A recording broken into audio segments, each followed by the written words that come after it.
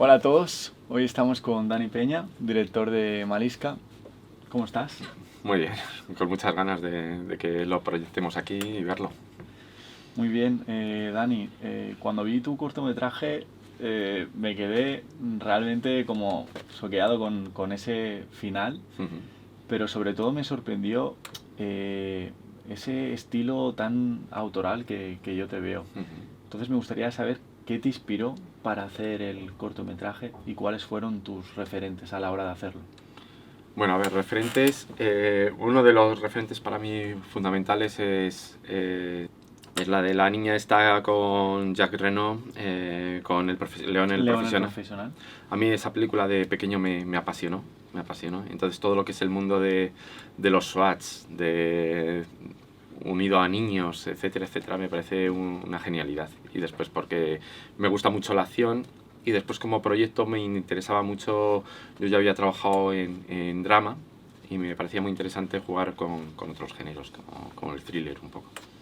Y es la primera vez que trabajabas el género del thriller. ¿Qué diferencias notaste a la hora de pasar del drama al thriller? Mira, yo sobre todo lo que quería era jugar. Es decir, me parece muy divertido jugar, sobre todo con un género que no se suele hacer habitualmente, que no es un género de por sí muy común. Y me parecía muy interesante jugar con esos elementos narrativos, sobre todo del thriller, ¿no? Y después dándole una vuelta, ¿no? Porque siempre en todo momento quise darle una vuelta un poco más, como tú decías, autoral, y que tuviese doble lectura. Eso era lo que me gustaba a mí, que tuviese una doble lectura, que quien quisiese ver un thriller pudiese ver un thriller, pero quien quisiese ver una historia un poco paralela, pues Más. pudiese verlo. ¿Cuáles fueron las dificultades a la hora de rodar Malisca? Porque hay diferentes elementos que yo veo complicado, ¿no? La primera y la más obvia, trabajar con niños. Y la segunda, trabajar con niños, una historia así, Sí, una historia con mucho subtexto, sí. una historia donde es más importante lo que no se dice que lo que se dice. Eso es, sí. Bueno, tuvimos muchísimas dificultades porque en un principio, como idea, nosotros lo que queríamos era jugar, pero a nivel real. Es decir, hubo un planteamiento previo que era hacernos con un equipo de SWAT real.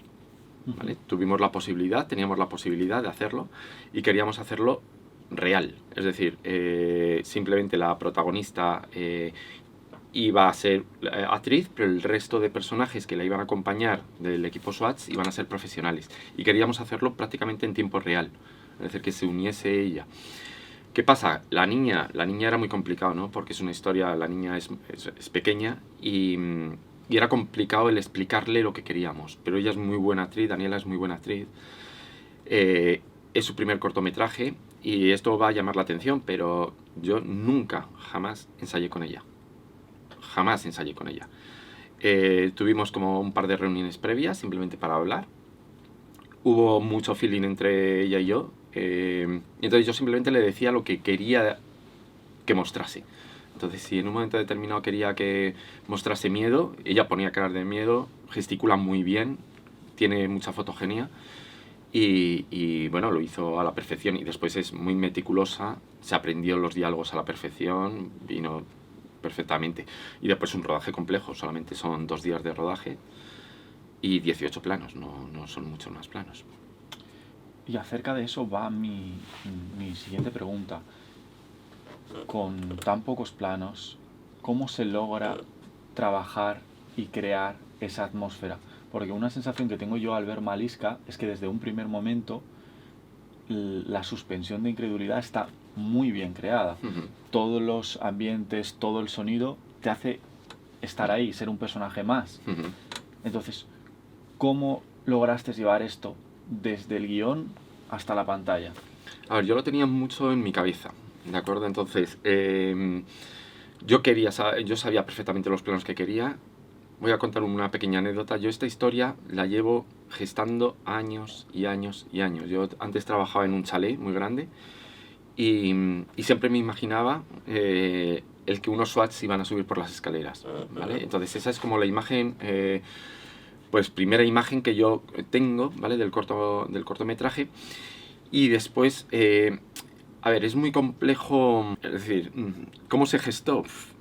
Complicado, ¿no? Porque yo siempre pensaba en un momento determinado que yo lo tenía en mi cabeza, el resto de gente no lo tenía en mi cabeza, bueno, no lo tenía en su cabeza, perdón. Y en un momento determinado, cuando llega el montaje de imagen, es curioso porque cuando lo ven los productores, dicen, joder, algo falla. Algo falla, es decir, algo está fallando. Y yo les decía, no falla, no falla. ¿Por qué? Porque yo tenía una concepción muy importante de lo que era el sonido. Es decir, claro, me dedico profesionalmente al sonido y yo sabía que con el sonido le íbamos a dar la ambientación que necesitaba. La luz para mí era fundamental, igual que el arte. Y con esa luz y con ese arte, haciendo un trabajo sonoro potente, podríamos conseguir el meternos en esa dinámica. Hubo muchos elementos, el inicio del cortometraje no estaba escrito, jamás estuvo escrito, pero me parece muy interesante trabajar sobre el negro. ¿Por qué? Porque trabajar sobre negro, simplemente con sonido, ya da al espectador una sensación determinada y hace que nos metamos en un ambiente muy determinado. Y yo creo que esos 20-30 segundos de negro absoluto, simplemente escuchando sonidos de llantos y una nana, lo que hace es el espectador centrar mucho en lo que va a ver a continuación. Con un plano potente, siempre pensamos en ese plano potente, en esa entrada de los personajes, para que el espectador siempre estuviese metido. Claro, tú comentabas que te dedicas profesionalmente al tema del sonido y me gustaría saber cuál fue tu enfoque al diseñar esa banda sonora y cómo complementó al cortometraje. Desde un primer momento ya la tenías en la cabeza y decías, no, esto va a ser así y asá. Normalmente lo lógico es que tengamos el corto y a raíz de tener el corto ya en los últimos momentos poner la música. ¿En tu caso fue al revés? Fue al revés, es decir, yo siempre trabajé con la idea de la nana como concepto. A mí me gusta muchísimo las nanas y sobre todo lo que transmiten y sobre todo cuando empecé a enfocar el diseño sonoro fue a partir de la primera secuencia. Es decir, la primera secuencia en negro, dije, tengo que contar una historia a través de este negro. Y a través de este negro contar esta historia. ¿Que se puede entender o no? Bueno, forma parte un poco pues un poco del subtexto y de lo que yo quería trasladar a los espectadores, ¿no? Pero siempre yo tenía en mi cabeza cómo tenía que sonar.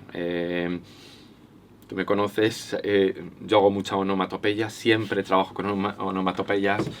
Entonces cuando imagino siempre trabajo con onomatopeyas. Entonces si tengo que decir cómo suena un sitio es... Y yo ya lo tengo en mi cabeza y eso me gustaba trasladarlo siempre al cortometraje. Las imágenes por sí solas, en montaje de imagen, sinceramente, es decir, a mí no me transmitían nada, pero yo sabía el poder que tiene el sonido en ese momento y cómo iba a poder funcionar a posteriori. La sensación más grande que se me quedó a mí cuando acabé de ver tu cortometraje, que ya lo he visto varias veces, es quiero más. ¿Tienes planes para expandir esto? ¿Te gustaría hacer un largometraje sobre esta historia? ¿Lo ves posible? Mira, cuando parte también la idea del cortometraje, esto es un trabajo académico en el fondo, ¿no? Y yo sabía que el resto de compañeros de los trabajos académicos que íbamos a hacer iban a ir por el drama, por otros géneros, ¿no? Entonces me parecía muy interesante el romper un poco con eso. ¿Y por qué? Por una sencilla razón, porque a mí me parecía genial la idea de poder hacer algo de género que diese paso sobre todo a que la gente que hubiese trabajado conmigo en el corto experimentase con nuevos elementos que en otros tipos de historias no iba a trabajar. Y sobre todo de cara, lo que tú dices perfectamente, Ares, para intentar en la medida de lo posible eso expandirlo. Era un concepto de expansión. ¿Por qué? Porque joder, nos parecía muy interesante, ojalá, ¿no? Yo siempre lo he deseado, ¿no? Que la gente que trabaje conmigo o que trabajó conmigo en el cortometraje en un momento determinado pueda joder, pues hacer igual o una peli o trabajar en series, porque es muy, muy goloso visualmente para otro tipo de géneros, ¿no? Es decir, estamos muy acostumbrados a los dramas, etcétera, pero joder, esto puede abrir muchas puertas a mucha gente, ¿no? Entonces me parecía muy, muy, una muy buena idea. Y siempre se trabajó también con la idea de que esto era un mundo mucho más grande.